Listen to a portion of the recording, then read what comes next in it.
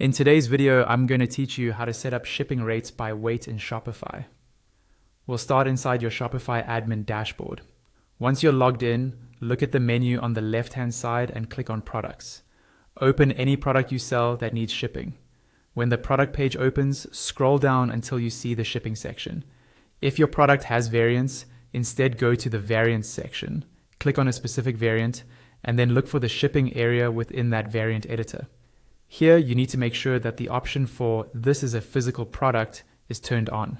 This tells Shopify that the item needs to be shipped and not just delivered digitally. Once that is enabled, you'll see fields for package size and product weight. Focus on the product weight. Enter the correct weight of your product, and be very careful that the unit matches what you use in your store, whether that's pounds, ounces, kilograms, or grams. Consistency is important, because your shipping rules will be based on these values.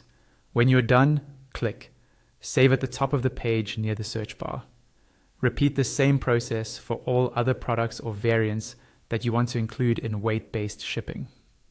Now that your products have weights, you can set up the actual shipping rates. Look again at the lower left corner of your admin and click on Settings. Inside the Settings page, find and click Shipping and Delivery from the menu on the left. At the top of this page, you'll see a section labeled Shipping. In that section, look for the area called General Shipping Rates and click on it. This opens your General Shipping profile where your shipping zones are listed. Scroll down until you see the shipping zone where you want to offer weight-based rates. Under that zone, click Add Rate. A pop-up window will appear. Under Rate Type, choose Use Flat Rate. In the Custom Rate name field, give this rate a clear name, such as weight-based shipping, so you can easily identify it later. You can also add a short delivery description if you want to clarify what this rate covers. Then, set the price you want to charge for this shipping option.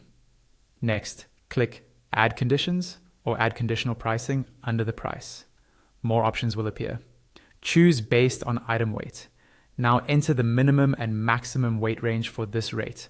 For example, from 0 to 1 kilogram or from 0 to 5 kilograms. If you don't have an upper limit, you can leave the maximum blank. When you're done, click Done at the bottom right of the pop-up. Finally, don't forget to click Save at the top of the page near the search bar to apply your new weight-based shipping rate. Once saved, customers whose orders fall within that weight range will see this rate at checkout.